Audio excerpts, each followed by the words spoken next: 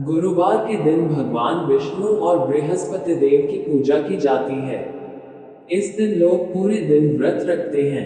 कहा जाता है कि इस दिन व्रत रखने से बृहस्पति ग्रह मजबूत होते हैं। इस व्रत में कई नियमों को भी माना जाता है। कहा जाता है कि इस दिन व्रत रखें तो पहले व्रत का संकल्प कर लें। ये व्रत 11, 16 आदि की संख्या में रख सकते हैं। इस व्रत में खास तौर पर पीले रंग के कपड़े पहनते हैं। यही नहीं, भगवान को पीले रंग के फूल में भगवान को अर्पित किए जाते हैं। इस व्रत में नमक का सेवन नहीं किया जाता है। इस व्रत में मीठा ही खाया जाता है। कथा। प्राचीन काल में एक मन रहता था। वह बहुत निर्धन था। उसके कोई संतान नहीं थी। उसकी स्त्री बहुत मलिनता के साथ रहती थी। वह स्नान न करती, किसी देवता का पूजन न करती। इससे मन देवता बड़े दुखी थे। बेचारे बहुत कुछ कहते थे किंतु उसका कुछ परिणाम न निकला। भगवान की कृपा से मन की स्त्री के कन्या रूपी रत्न पैदा हुआ। कन्या बड़ी होने पर प्रातः स्नान करके विष्णु भगवान का जाप व बृहस्पतिवार का व्रत करने लगी। अपने पूजन पाठ को समाप्त करके विद्यालय जाती तो अपनी में जौ भर के ले जाती और पाठशाला के मार्ग में डालती जाती। तब ये जौ स्वर्ण के जो जाते लौटते समय उनको बीन कर घर ले आती थी। एक दिन वह बालिका सूप में उस सोने के जौ को फटक कर साफ कर रही थी कि उसके पिता ने देख लिया और कहा, हे बेटी, सोने के जौ के लिए सोने का सूप होना चाहिए। दूसरे दिन बृहस्पतिवार था। इस कन्या ने व्रत रखा और बृहस्पति देव से प्रार्थना करके कहा, मैंने आपकी पूजा सच्चे मन से की हो तो मेरे लिए सोने का सूप दे दो।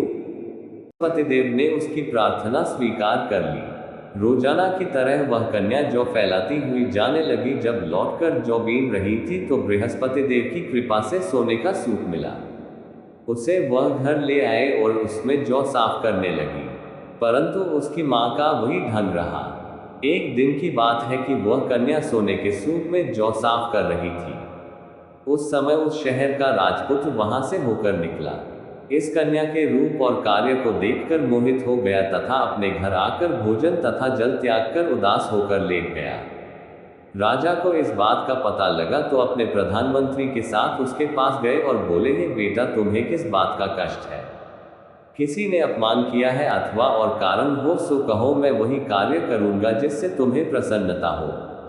अपने पिता की राजकुमार ने बातें सुनी तो वह बोला, मुझे आपकी कृपा से किसी बात का दुख नहीं है। किसी ने मेरा अपमान नहीं किया है, परंतु मैं उस लड़की से विवाह करना चाहता हूं जो सोने के सूप में जौ साफ कर रही थी।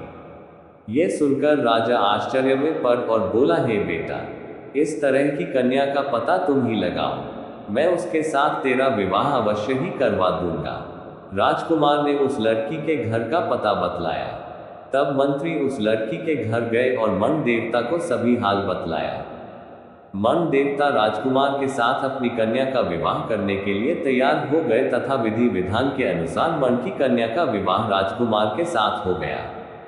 कन्या के घर से जाते ही पहले की भांति उस मन देवता के घर में गरीबी का निवास हो गया। अब भोजन के लिए भी अन्न बड़ी मुश्किल से मिलता था। एक दिन दुखी होकर मन देवता अपनी पुत्री के पास गए। बेटी ने पिता की दुखी अवस्था को देखा और अपनी माँ का हाल पूछा। तब मन ने सभी हाल कहा। कन्या ने बहुत सा धन देकर अपने पिता को विदा कर दिया। इस तरह मन का कुछ समय सुखपूर्वक व्यतीत हुआ। कुछ दिन बाद फिर वही हाल हो गया। मन फिर अपनी कन्या के यहाँ गया और सारा हाल कहा तो लड़की बोली, हे पिताजी, आप माताजी को यहाँ लिवा लाओ। मैं उससे विधि बता दूंगी जिससे गरीबी दूर हो जाए। वह मन देवता अपनी स्त्री को साथ लेकर पहुंचे तो अपनी माँ को समझाने लगी, हे माँ, तुम प्रातःकाल प्रथम स्नानादि करके विष्णु भगवान का पूजन करो तो सब दरिद्रता दूर हो जाएगी। परंतु उसकी माँ ने एक भी बात नहीं मानी और प्रातःकाल उठकर अपनी पुत्री के बच्चों की जूठन को खा लिया।